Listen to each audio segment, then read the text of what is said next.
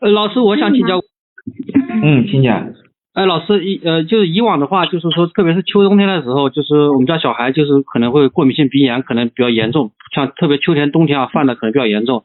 那通过这课程学习呢，然后我们也会给小孩做一些像艾灸的手法呀，包括一些就是说饮食啊等等各方面，也是严格按照课程的里面的一些讲解的一些要求，也去再去针对性去部署。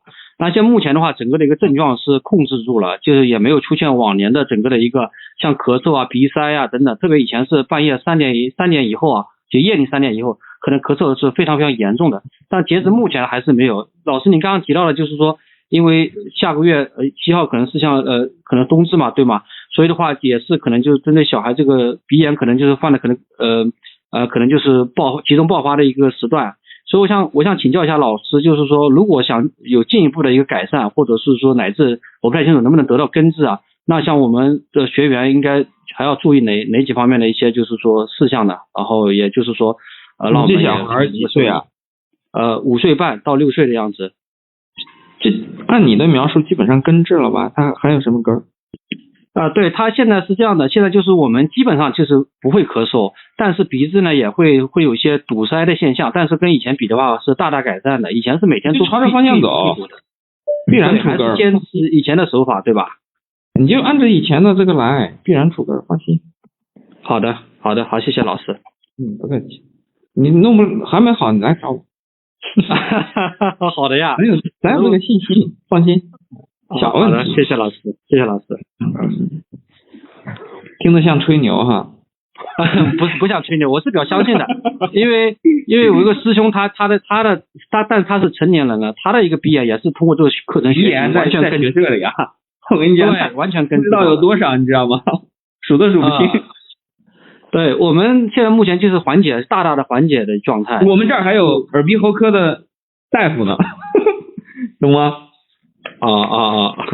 那行。他弄完了之后，他说，我就问他，我说全中国有人有这个疗效吗？没有。这么多论坛听过吗？没有，对吧？没有。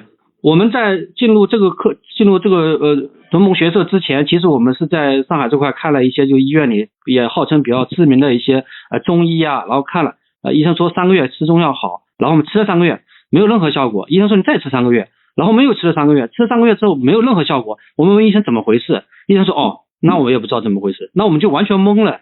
所以的话就是我觉得还是庸医嘛，对，什么叫做庸医误人，就这水平，对，全中国都这样。你忽然会碰到一个会说自己会治的，基本上是骗子。